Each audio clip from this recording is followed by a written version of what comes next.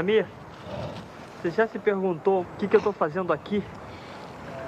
Eu só me pergunto isso quando é tarde demais para responder. Mas é muito legal andar em lugares assim. E não sei por que a gente vem para cá, né?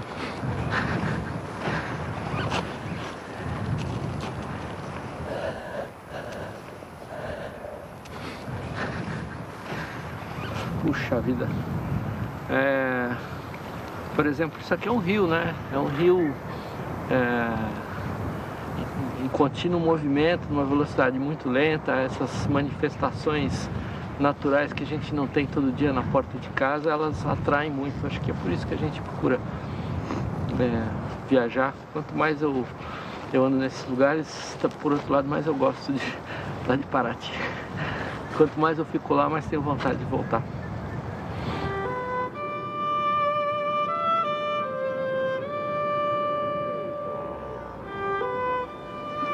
É muito fácil hoje ver lugares espetaculares no cinema, na televisão. E eu sinto que isso acomoda muitas vezes essa vontade de descobrir.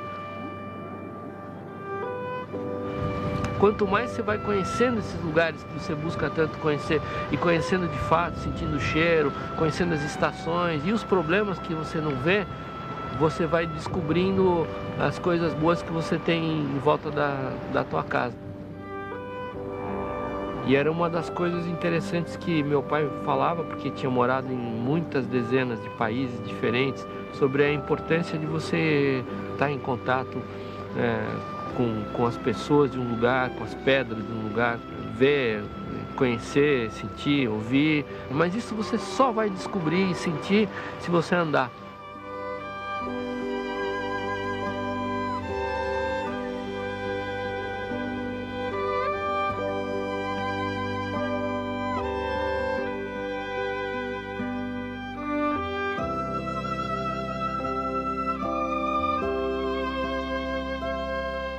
Barcos são casas muito especiais, porque é uma maneira diferente de viajar. Você não vai apenas atrás do mundo, mas na verdade você transporta o seu mundo. E de certa maneira você coloca pedaços do mundo por onde você andou nas janelas da sua casa. Adeus, Itapevi! No próximo mês de abril, o brasileiro Amir Klink partirá do porto da África do Sul de Calvis Bay, com destino à cidade de Salvador, na Bahia. E para percorrer os 7.000 quilômetros marítimos entre as duas cidades e os dois continentes, utilizará um barco a remo, especialmente projetado e construído no país, o qual incorpora características técnicas exclusivas e inovadoras para esse tipo de embarcação. Você vai remar indefinidamente ou haverá um tempo de descanso, um tempo para relaxar? Você tem lugar para ficar dentro do barco, a não ser aqui remando? Como vai ser? Eu vou remar no máximo 8 horas por dia. Eu não tenho patrão aqui, então eu posso parar, interromper para fazer um lanche, para fazer um cálculo de navegação astronômica, para ler um pouquinho, para escutar música. No final do dia eu cumpri minhas 8 horas, vou para casa dormir, é bastante perto logo aí, não tem problema de condição. Quanto tempo você calcula que possa atravessar o oceano? Eu estou prevendo no máximo de 110 dias. Acho que agora, uma vez tudo pronto, no seu lugar, qualquer pessoa, o senhor inclusive, pode sentar aqui e vai concluir a travessia sem grandes problemas. Por um lado, pode se entender como uma aventura. Eu não gosto que seja interpretado como uma aventura, eu gosto que seja interpretado como um desafio de organização.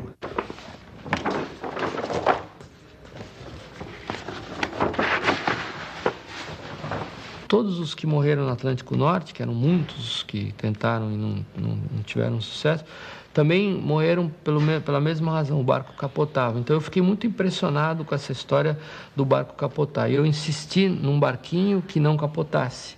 E a gente acabou criando um monstro, ele tinha tantos recursos para não capotar, que era impossível remar o barquinho. Até que um engenheiro que eu respeito muito, que é muito engraçado, não é muito normal também, ele falou: Amir, está errado, nós temos que fazer o contrário. A gente tem que construir um barco que capote sempre, porque é impossível não capotar. Você tem que vir da África até a Bahia capotando continuamente. E cada vez que você não capotar, você vai estar no lucro. E isso inverteu totalmente o projeto do barquinho. Ele criou um barquinho totalmente instável, feito para capotar. E foi exatamente isso que fez dele um barco extremamente marinheiro.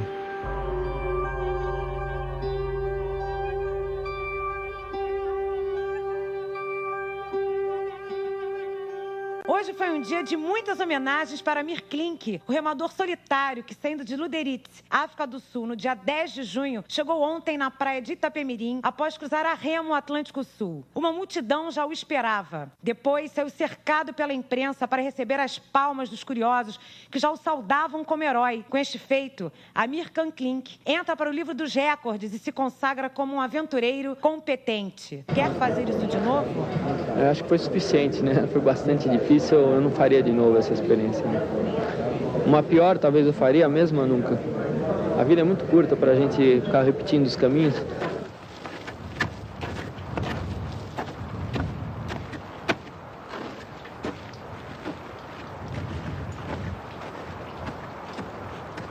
Foi uma empreitada extremamente ousada, a travessia no barco a remo, mas o risco era muito pequeno, porque um barco a remo tem pouca coisa que pode quebrar. Todos os problemas estão dentro da tua dimensão humana, dentro da resistência dos teus braços, dos teus dedos.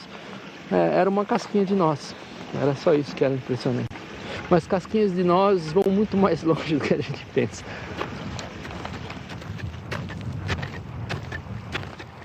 Eu fiquei muito impressionado com um livro que eu li, depois, Os Polos. Eu tinha 12 anos, acho. E havia um resumo da viagem do Nansen e um pequeno resumo da viagem do Shackleton, e eu fiquei encantado com esse livro. Foram epopeias impressionantes, e a do Shackleton maravilhosamente registrada em película. Foi um ano de condições muito duras de gelo, e o Endurance nunca conseguiu tocar no continente antártico. O navio ficou preso do gelo muito próximo da Antártica, e eles acabaram ficando 1 ano e meio à deriva, até que a desgraça máxima aconteceu, o navio foi destruído e eles acabaram, os 28 homens, sem navio nenhum. E esses gritos das madeiras do navio estourando foram minando qualquer ponta de esperança que os sujeitos pudessem ter de sair vivos dali. E em nenhum desses momentos o Shackleton se entregou. Quando não havia mais nada para fazer, ele inventava um jogo de futebol em plena plataforma de gelo no mar de Weddell.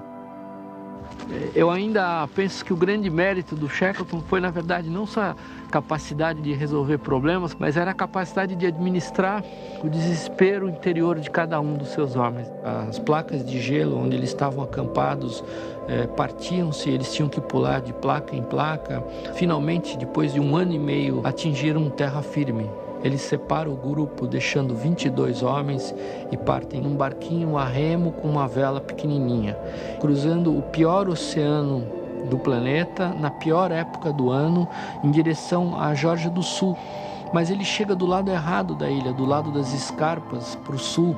Consegue atravessar a Geórgia do Sul sem equipamento de alpinismo, sem essas ferramentas e sem os crampons que a gente usa, e essas roupas só tinham 40 metros de corda, e são geleiras exatamente como essa aqui, só que por uma extensão maior, com ventos muito mais duros. E quando ele consegue atingir no mundo civilizado, ninguém acredita que mais que a chance de salvar os homens dele, e ele é obrigado a organizar 5 expedições sucessivas, e só na última ele consegue alcançar de novo a Ilha Elefante e descobre que lá estavam seus homens todos vivos, volta para a Inglaterra com todos eles vivos. E, bom, a leitura desses relatos, e depois o privilégio com o veleiro de poder visitar esses lugares, de estar aqui agora no meio do gelo, sentindo o que os caras sentiam, e um monte de histórias de caras que tentaram a vida inteira chegar em lugares onde não conseguiam chegar. E assim eu fui contaminado por esse vírus que contamina tanta gente hoje.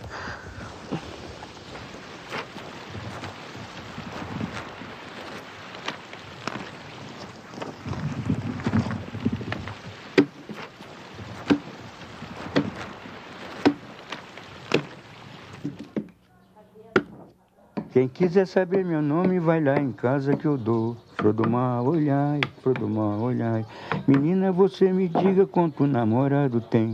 Flor do mar, olhai, flor do mar, olhai. Eu tenho 99, com você inteiro 100. Estou trabalhando nessa profissão 45 anos, fazendo canoa. Vou fazer minha canoa da raiz da mandioca. Conheço demais, trabalhei com ele 10 anos, com o Amir Klink. Inclusive as canoas dele é o que tomava conta, o que reformava e fazia até pintura. As canoas do Amir Klink. Aí um dia ele disse, tio, vamos fazer uma viagem comigo a remo? Eu disse, pra onde? Para Ubatuba. Aí eu disse assim, ué, vamos comprar né, não sei quantos milhões de carretel de fio, vou amarrar aqui no cais, e na minha perna, na hora que eu senti medo, eu pus para trás, você vai, e eu pus para trás, botou para trás. Disse, não, me sinto muito, mas não. E daqui para Ubatuba remo. Ele foi. Ele foi. E a aventura dele é uma coragem, né, extraordinária, uma coisa muito, que ele tem muito forte e tal. Não é para ninguém não, só ele mesmo. Ninguém faz isso. A paixão dele, o amor dele, a vida dele é a canoa. Eu não tive minha canoa até os 10 anos. Eu não tive a minha emancipação até achar a Max. E eu percebi que a canoa é a emancipação do moleque. Quando ele consegue a sua primeira canoa, ele deixa de ser um garoto, passa a ser um homem. Você vê a alegria do molequinho quando ele ganha a sua primeira canoa, é um negócio muito bacana. Eu tive essa alegria com 10 anos, quando eu tive a Max. Era uma canoa levinha, bonitinha, eu conseguia carregar ela com mais uma pessoa e dava para ir para os lugares que eu queria, dava para ir procurar as primeiras namoradas e dava para ir para uma praia, para uma pedra, e aí a gente começa a descobrir a Baía de Paraty. Que a gente vinha aqui quando era moleque, ficava aqui nessa praia e sempre vem barco de longe aqui. E eu ficava impressionado, porque às vezes a gente tava aqui, de repente parecia um barquinho enferrujado, estava chegando do Japão, estava vindo da África, estava indo para a América Central, descendo para o sul da Argentina. E aí a gente começa a pensar, né? A gente vai toda hora daqui para a cidade, volta daqui para a cidade, volta daqui para a cidade, volta. E você vai somando todos esses percursos e aí você pensa, puxa vida, dava para ir mais longe um pouco.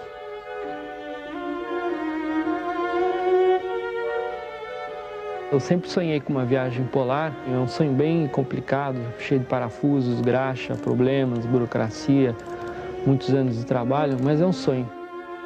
Em 89, no final do ano de 89, nasceu o veleiro com o qual eu tanto tinha sonhado. Esse é um barco que foi construído e preparado para ficar 3 anos sem parar em lugar nenhum no mundo, ficar navegando continuamente. Esse veleiro que eu batizei de Paraty, em homenagem à cidade onde eu morei tanto tempo, um veleiro concebido especialmente para a viagem que eu queria fazer. Ia descer para a Antártica sem escalas, ia ancorar ele numa baía, esperar que o mar congelasse para retornar no ano seguinte.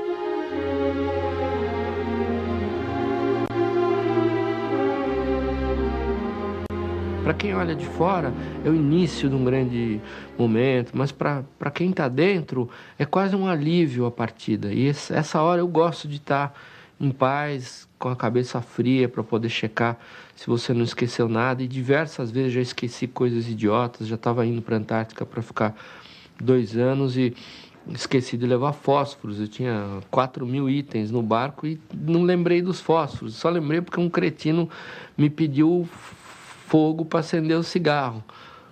Perguntou se eu tinha fósforo. Eu falei, claro que eu tenho fósforos. E fui procurar e não tinha. Então, essas horas eu gosto de estar em paz. E nem sempre é possível.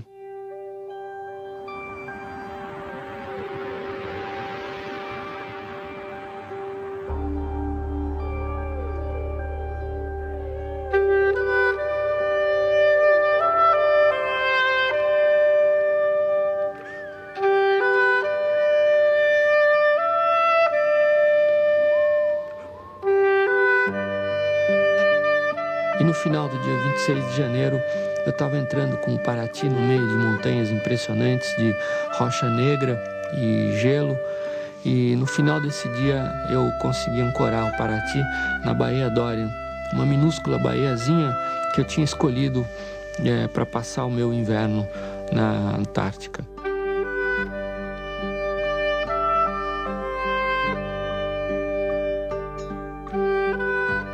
Eu não havia sido abandonado na Baía Dorian. Não estava tentando me conhecer ou superar os limites do homem. Apenas era o que mais desejava no mundo. Uma única vez, por um ano inteiro. Sozinho.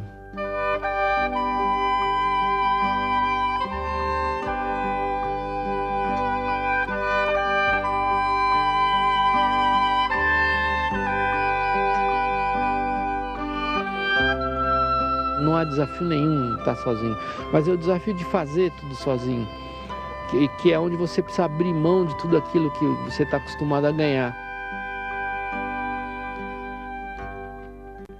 Eu gosto de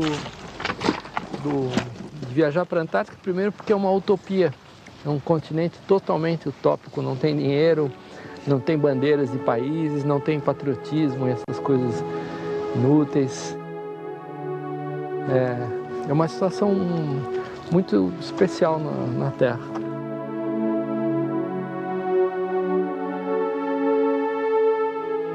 Tem uma vida marinha muito rica e é um continente vivo, demora para a gente perceber isso.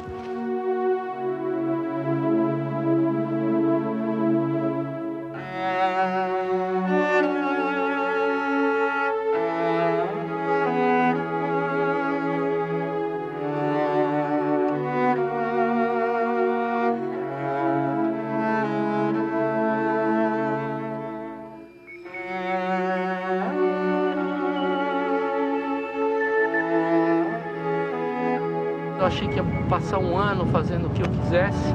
Na verdade, a vida nesse grau de isolamento exige uma disciplina muito intensa. Tem que fazer água todos os dias, tem que fazer energia, tem que tirar a neve do convés, tem que checar os cabos, tem que esperar as janelas de bom tempo. E o fato é que a gente se ocupa bastante e passei um ano voando.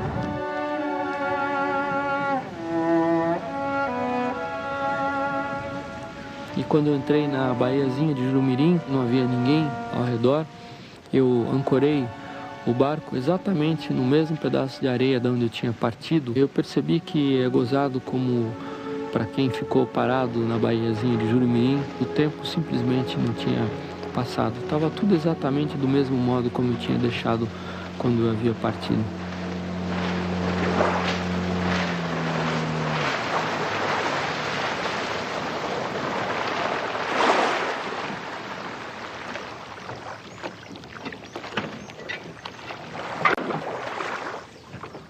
Cada um tem um cantinho para onde gosta de voltar e eu tenho esse cantinho. Eu acho que o Paraty gosta daqui também, né? O barco passa anos a fio às vezes aqui. Aqui era a casa de uma antiga fazenda que tinha aqui que ruiu. E aí uns 17 anos atrás a gente reconstruiu a casa, mas como a gente diz, com as próprias mãos. Com uma casinha mais leve, meio vagabunda, mas a gente gosta muito daqui. Eu não gostava de casa, tanto é que eu sempre morei até casar dormindo no chão. Quando a gente não conhece, ele é meio tímido, faz o gênero assim, inibido. Bom, literalmente acho que eu fisguei ela. Na verdade, um cliente pediu para que eu contratasse aquele maluco que atravessou o oceano a remo, sozinho, para dar uma palestra para um evento. Aí eu fui atrás do Amir. Eu trouxe a Marina para Paraty num fim de semana. Peguei a máquina fotográfica, falei que pôr do sol lindo. E ela fotografava compulsivamente, passou uma lancha. De repente, eu senti que alguma coisa aconteceu, balançou, frum, a máquina foi pro mar, eu fui também. Quando eu olhei para trás, eu vi a Marina ao lado do motor de popa, esquiando, sendo puxada por alguma coisa, se debatendo para tentar escapar do motor. Aí, vendo a hélice, vendo o bote, eu tentando me afastar, pus o pé, me empurrei para trás, no gás. Foi só então que eu parei o barco e não entendi aonde que ela tinha se prendido, porque ela estava de biquíni, não tinha roupa para poder enroscar. Puxa vida, então o que tá me prendendo assim? E não era camiseta, coisa nenhuma, era a minha pele, que estendeu desse tanto assim. E aí eu percebi que quando ela bateu na água, ela deu uma volta. E então não só ela perfurou a barriga, como ela fez uma volta completa, deu uma laçada no cunho. Então eu tive que desvirar ela na água e eu percebi que ela não estava sentindo, ou ela não tinha se dado conta que ela estava pendurada pela barriga. Aí, né, que o cunho entrou, saiu e eu fiquei fisgada. Fui fisgada pela Amir Klink. Gostou? Aí, eu acho que ele me pescou. Foi costurada, teve um monte de pontos, não teve nenhum dano mais importante, mas, enfim, foi uma experiência meio forte em Paraty e ela ficou com uma cicatriz bem bonita na barriga que eu passei a gostar.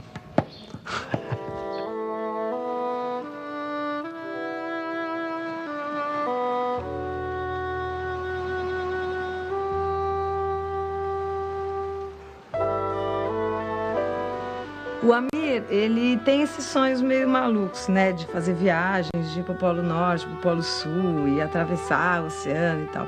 E teve um sonho pessoal dele que sempre me fez rir, que foi assim, eu queria uma manhã acordar rodeado de mulheres na minha cama. E ele se lembra disso toda manhã, porque quando ele acorda, tô eu do lado e as 3 filhas.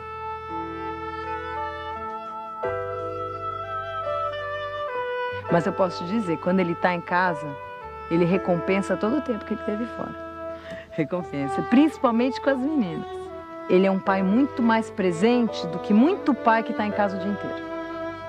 As meninas deram uma alegria que eu não conhecia. Me deram uma boa desculpa para voltar inteiro para casa. É um lugar muito bonito, não tem luz elétrica. Enquanto eu estiver vivo, não vai ter luz elétrica aqui. Não tem jeito de chegar aqui de carro. A casa é vagabunda e vai continuar vagabunda. E a gente adora o lugar do jeito que é. E demorou muito tempo para entender aquilo que meu pai tinha dito para a gente no começo. Que o grande valor desse lugar era o fato dele estar como ele sempre foi. A gente não passou uma infância dentro de um apartamento, sempre foi fora. Talvez por isso que a gente gosta tanto e cada um tomou um rumo não urbano, vamos dizer assim. Meu pai era um árabe que teve a sua fase de formação moral na Pérsia. Ele morou na Pérsia durante alguns anos, muitos anos, tanto é que os nossos nomes são persas. E minha mãe era sueca, que era extremo oposto, quer dizer, tudo que a gente não conseguia com o pai, conseguia com a mãe. Ou seja, teve uma cultura de um lado meio árabe, de um lado nórdica e de um lado regada a feijoada e caipirinha, quer dizer, é uma mistura meio complexa. Eu achava o pai muito bravo. É verdade que ele era muito bravo, mas ele não era bravo, ele era rígido. Por outro lado, ele nos deu toda a liberdade do mundo. Meu pai já tinha morado em muitos países, conhecia o mundo e a paixão que ele demonstrou pela região era muito especial mesmo. Paraty era um lugar gozado, porque a gente se sentia como num outro planeta. As pessoas daqui têm uma característica própria muito curiosa. Não se usava necessariamente roupa todos os dias, tinham liberdades que na época não existiam no Brasil. O primeiro lugar onde a gente ficou em Paraty foi essa casa aqui. Era o Hotel Brasil, da dona Zezé. E da janela da cozinha do hotel nessa rua, a gente pescava peixe-rei. A arquitetura da cidade era uma arquitetura bonita do Brasil. Era uma cidade abaixo do nível do mar. A maré lavava as ruas e ainda é assim. A Rua da Praia é a próxima de lá e é uma rua mais funda que essa. Por aquela rua eu já andei de canoa quase toda. Já fui na padaria comprar pão, embicando a canoa dentro da padaria, no balcão, sem descer da canoa. A silhueta dos sobrados refletida no espelho da água do mar, no meio das ruas. Isso acontecia quase sempre de madrugada, quando estava todo mundo dormindo, né?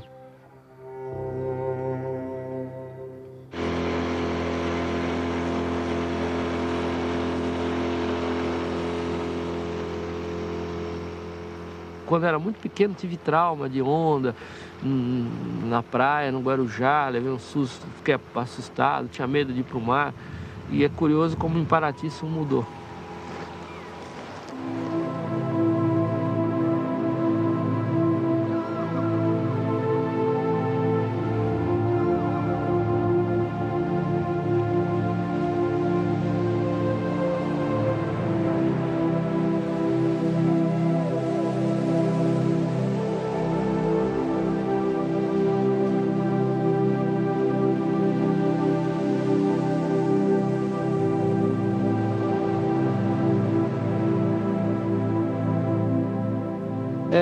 não sei, são coisas inseparáveis, né? Eu amo perdidamente as 3, as 4 e não vou deixar por nada de viajar também. Então, é difícil explicar. Todo mundo falou, os meus primos falaram, você vai parar com essas histórias assim que tiver o primeiro filho. Pelo contrário, eu acho que as meninas me estimulam a fazer melhor, talvez até a usar um pouquinho mais de cuidado. Então não atrapalhou, não. Eu espero um dia que elas gostem como eu gosto e que possam vir juntos também.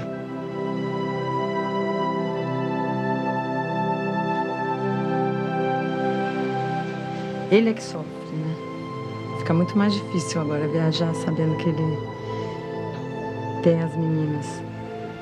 Eu acho que viajar e me deixar em casa era uma situação, mas agora viajar e deixar as meninas em casa é diferente. Eu acho que ele criou uma raiz que antes ele não tinha.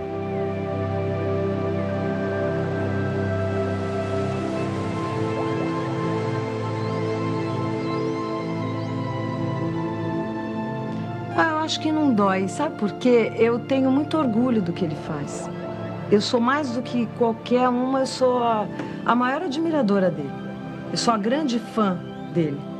Na minha carteirinha está escrito número 1, né?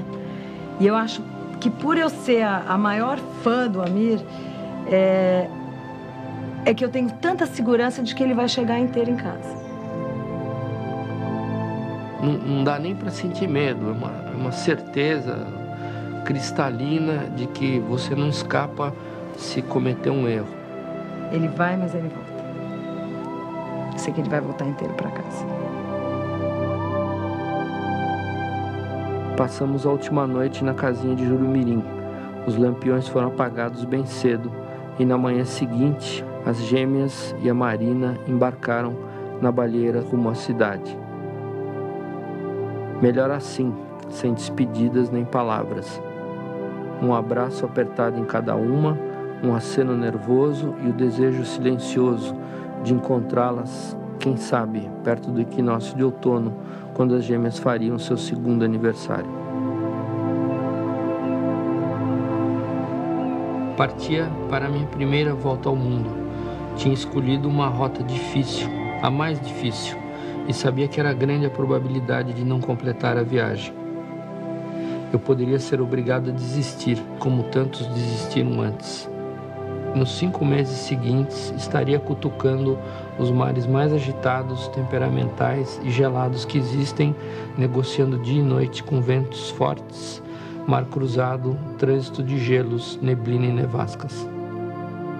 E em vez de apenas atravessar o cinturão de ondas gigantes que contorna a Antártica, estaria continuamente vivendo nele, sem poder contar com o auxílio de ninguém. Só tem um lugar na Terra onde é possível sair de um ponto e continuar navegando sempre na mesma direção até bater no ponto de partida. E a ideia era contornar a Antártica a partir de um ponto dentro da convergência antártica. A Geórgia do Sul é uma ilha exatamente dentro da convergência antártica. Uma latitude muito alta para uma volta ao mundo, uma latitude que os barcos normais não gostam de ir, porque tem gelo, tem todos esses problemas, mas é um caminho que encurta enormemente uma volta ao mundo. Além do inferno, como diziam os navegadores do passado.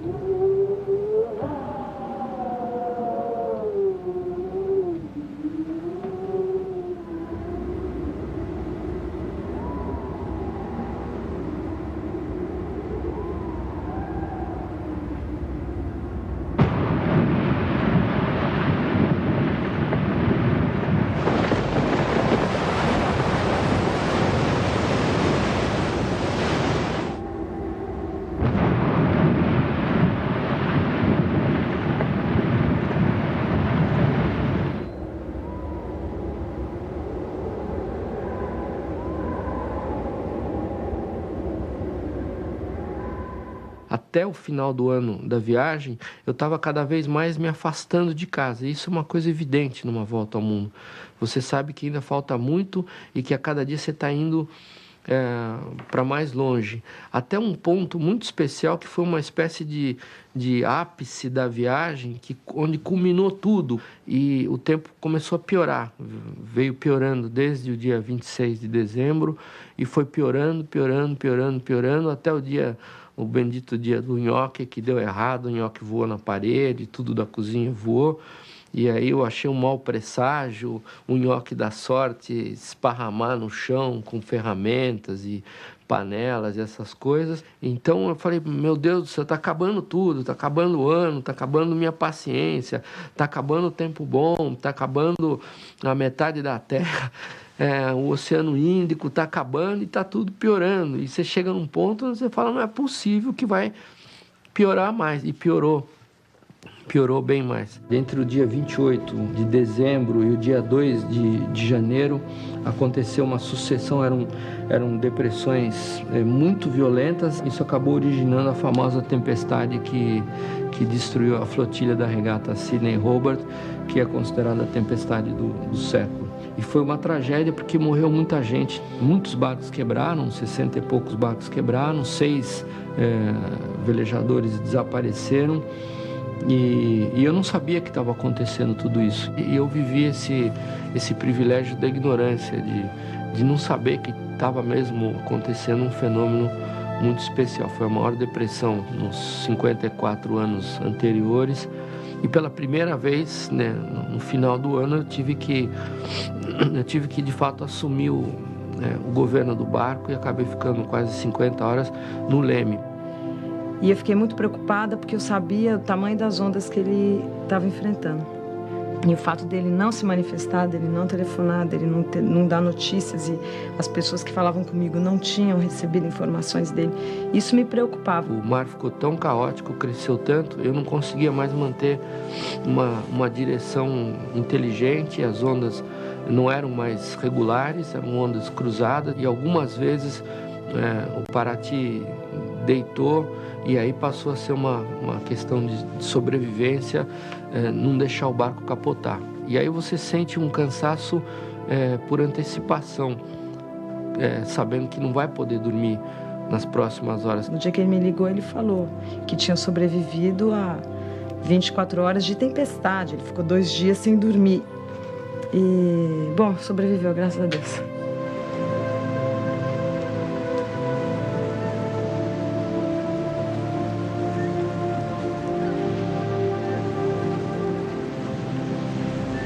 Estava tenso até a hora de chegar, porque as últimas horas foram complicadas para burro. O barco deu essa semi-capotada, eu fiquei preso lá embaixo, por azar eu estava na casa de máquinas, preparando para ligar o motor, e eu não vi o que aconteceu. Quando eu saí, o Paraty já estava no trampo normal. Fui dar partida no motor, o motor parou. Quer dizer, aí nessa hora, droga, vou voltar pro Brasil, não vou me mandar aqui, vou virar para cima e volto pro Brasil, não vou aguentar. Aí você dá uma acalmada, entrei dentro, fui checar os filtros, mas aí tudo balançando, o mar tava ruim. Primeira tentativa não pega o motor, segunda tentativa pegou. Aí dá uma sensação de vitória, quando você vence a máquina. Venci a máquina, cheguei aqui tranquilo, o sol nasceu e atraquei às 7h30 da manhã numa boa, foi muito legal.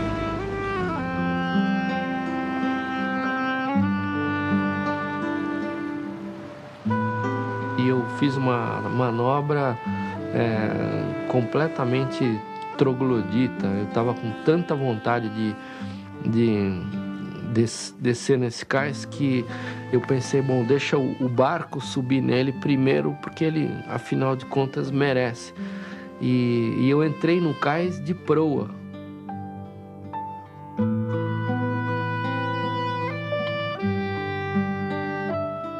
Eu gosto muito desse barco e ele me trouxe de volta ao cais de onde eu parti.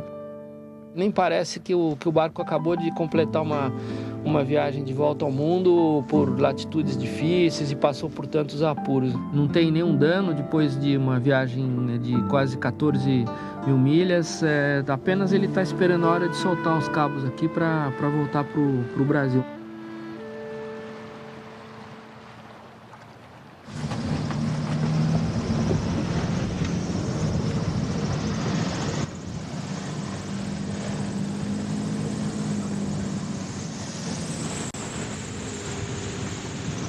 Esse aqui é o cais, era o cais principal de Grytviken, onde encostavam os baleeiros, e ali é a plataforma de descarnagem das baleias, né, a Flanksing Platform. E eu voltei exatamente para os mesmos amarradores da onde eu tinha saído, que foi muito legal. Eu gosto desse cais, daqui saíram barcos importantes. Nessa baía foi onde morreu o Shackleton, finalmente, acabou enterrado lá naquele cemitériozinho. E aqui tem um pedaço da história muito importante das explorações da Antártica. É uma espécie de volta no tempo, porque as ferramentas, as máquinas, os utensílios, os pratos, as mesas dos refeitórios, os ganchos para pendurar a carne da baleia estão lá ainda. É impressionante ver a coragem do trabalho que esses homens faziam. Cada barco trazia 4, 5, 6 baleias que eram abertas e era uma atividade muito dura, que hoje é fantasma, graças a Deus.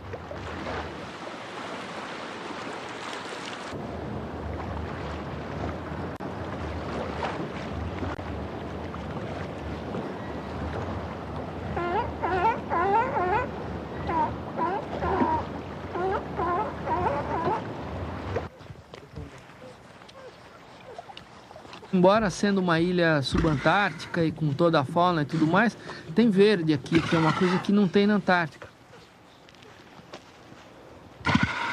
E é o único lugar ao longo da convergência antártica onde é possível ter uma leguminosa para pôr na salada. Eu não gosto muito de visitar cemitério, mas as melhores folhinhas dessa espécie de rúcula ficam em volta da tumba do Shackleton. Então, volta e meia eu vou para lá para colher essas folhinhas. E, enfim, é engraçado comer salada do Shackleton.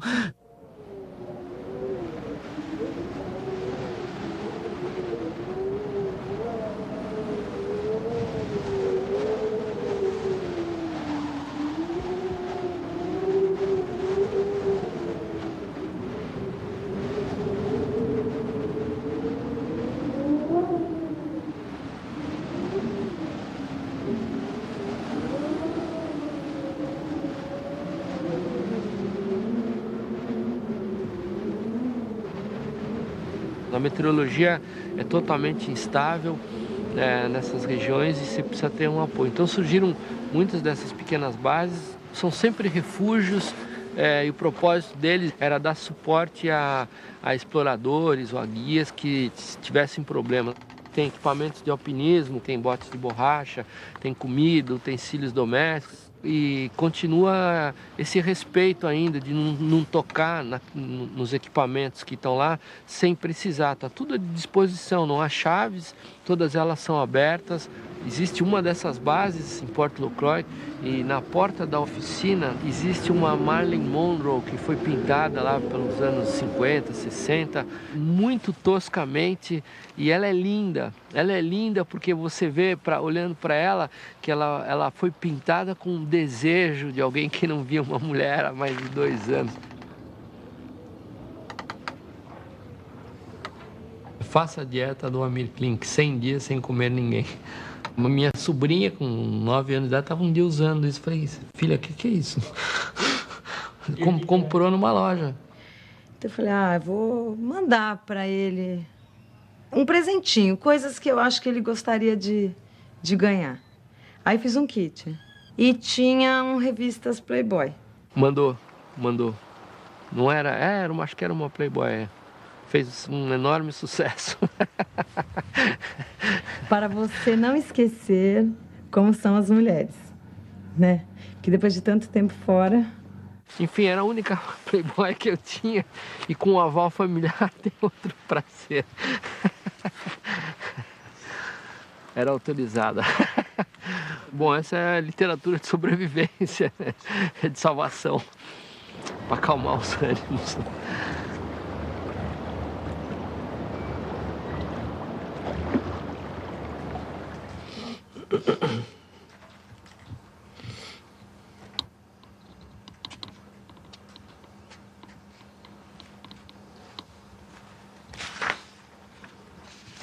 A minha?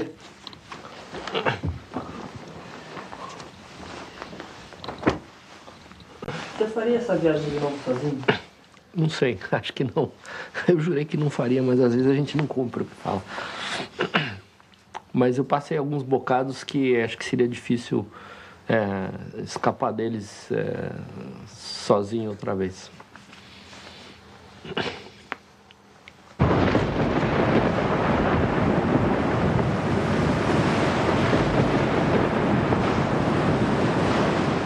Não dá para comparar. Essa viagem foi 100 vezes mais pauleira do que qualquer outra viagem que eu já fiz. 100 vezes no mínimo. 100 vezes. Atravessar o Atlântico remando é um brinquedo. Senti muito medo, não, puta medo. Você tem um medo de perder o controle. E que é o medo de quem é responsável. Você é o responsável maior por tudo que está acontecendo. Você tem que tomar decisões o tempo inteiro, não tem um período de descanso, você ficar 5 horas lendo um livro, não existe isso. E não é durante uma semana, nem durante um mês, são durante 80 dias, o tempo inteiro.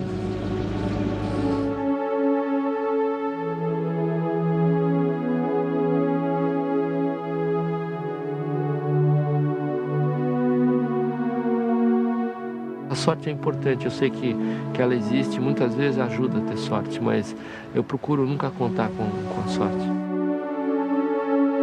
Nem mesmo em Deus paro para pensar, porque é tão evidente que um erro custa a morte que não precisa ficar mítico, não precisa agradecer a ninguém por ter te salvo.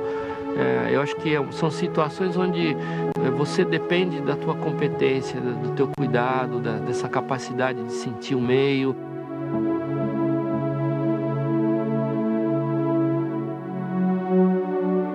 Esses gelos aí até o tamanho de um ônibus, por exemplo, ou de um sobradinho, afunda um navio. Seguramente afunda um veleiro convencional. E você está sempre andando rápido, não tem como parar um veleiro em alto mar. E você está sempre calculando e desenhando, imaginando esse fio que você vai desenhando no planeta. É uma linha, e essa linha não pode colidir com essas montanhas brancas que você acabou de ver ao longo de dias.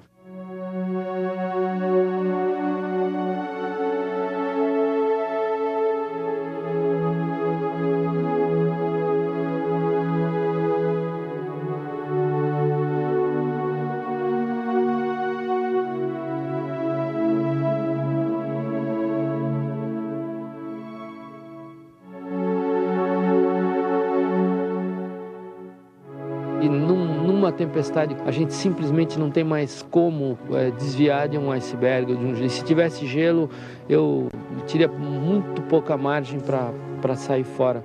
Mas é uma manifestação da natureza tão impressionante, tão espetacular, como uma geleira como essa, quando desmorona, que depois que passa, a gente só quer ver de novo.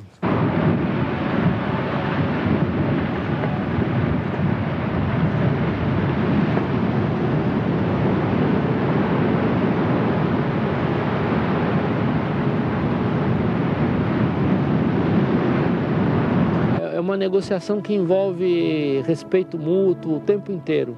Então, você não pode impor a tua vontade. Que bom que seria se o vento mudasse, a gente pudesse continuar para leste, mas não dá agora, dá aquela ansiedade. E esse exercício de negociar com as ondas, de conversar com o mar, eu acho que é a grande qualidade de um bom navegador. Você é obrigado a se equilibrar. Você está em cima da lâmina de uma faca e você simplesmente sabe que não pode cair. Você está surfando uma onda, ela vem lá com 12, 15 metros, você vai descendo e descendo e descendo, de repente lá no fundo vem vindo outra de lado. Mas de onde pode vir? E se você não está lá para ver isso, na última hora e fazer a correção, deita o barco, arrebenta tudo. E assim você, sabe, quebrar o barco no meio do Pacífico, a 4.000 milhas da Austrália, do lado da Antártica, não é um lugar agradável.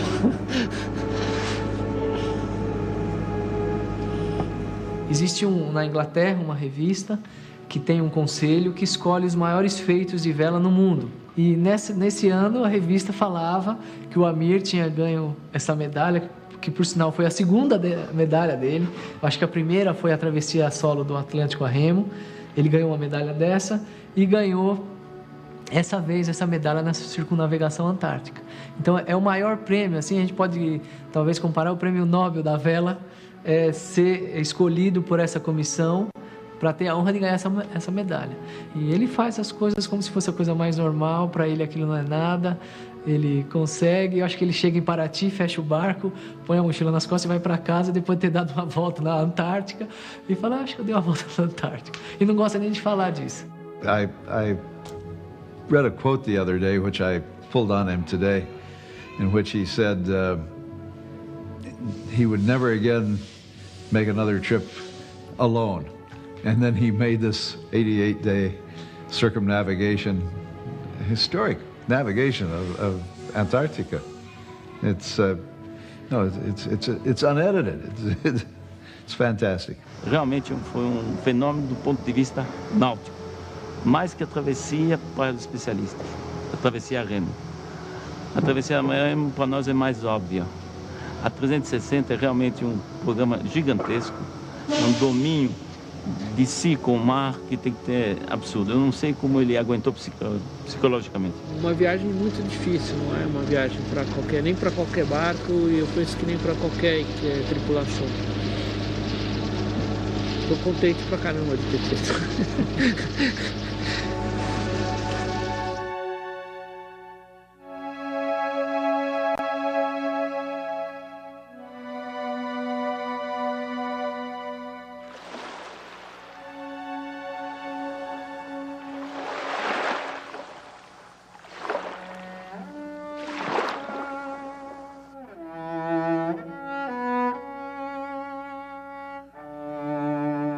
Estou agora preocupado em chegar inteiro em casa e estou morrendo de saudade das meninas.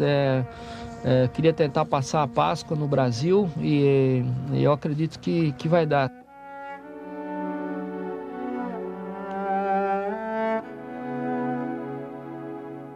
A volta ao mundo já estava completa, eu já tinha agarrado o meu troféu imaginário, eu estava com sacos cheios de moedas imaginárias de ouro, mas eu tinha um caminho para chegar até em casa.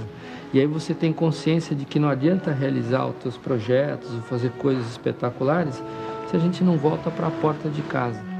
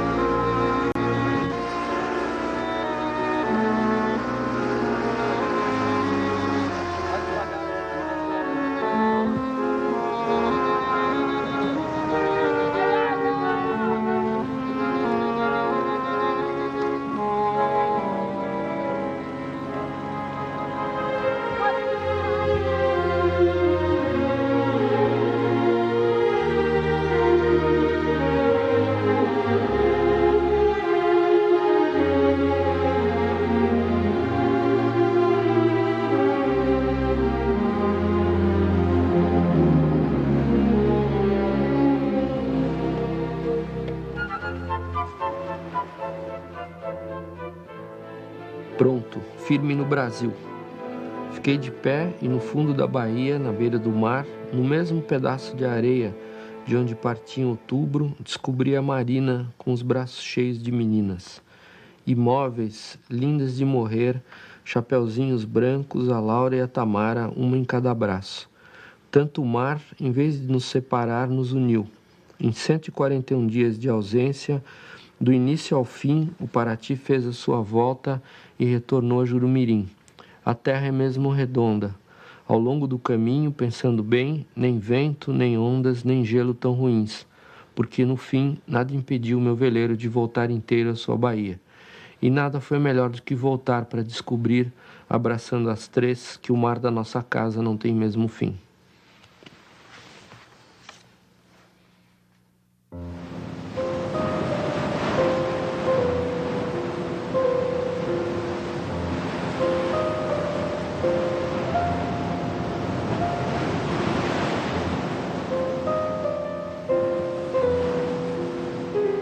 Pior do que passar frio, subindo e descendo ondas ao sul do Oceano Índico, seria não ter chegado até aqui, ou nunca ter deixado as águas quentes e confortáveis de Paraty, mesmo que fosse apenas para descobrir o quanto elas eram quentes e confortáveis.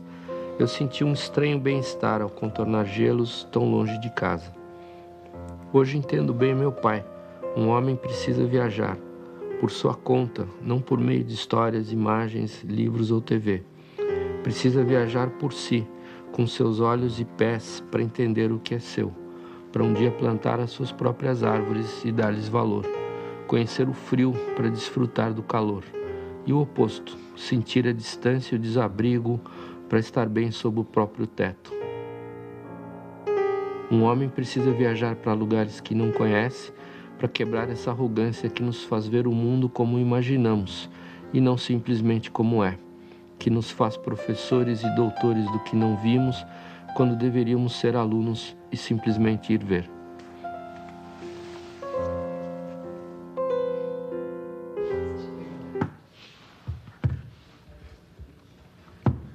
Eu estou satisfeito com Voltas ao Mundo aqui embaixo. Eu queria fazer uma viagem de novo, passando pelo Ártico e visitando regiões de acesso complicado. Então, a próxima viagem do Novo Paraty vai ser subir o Atlântico Norte e aí decidir por uma das passagens polares que vai para a China. Vamos sair do município de Itapevi agora, hein? Vai sair do município agora!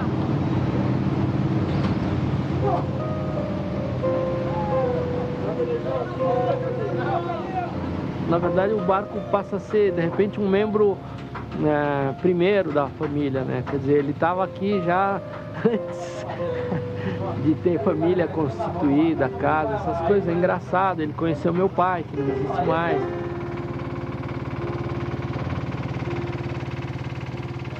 Ele parece grande aqui, né? Todo barco fora da água é grande. Mas eu acho que ficou um tamanho dentro da dimensão humana ainda para um sujeito tocar sozinho.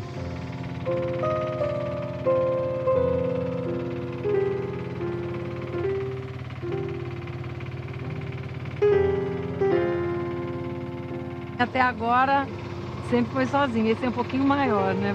Vamos ver se tem lugar pra gente também. Morena, fala tchau pro papai, olha lá. Bom, eu penso morar uma boa parte dos próximos 6 anos nele, mas eu penso em ter uma máquina para viajar continuamente.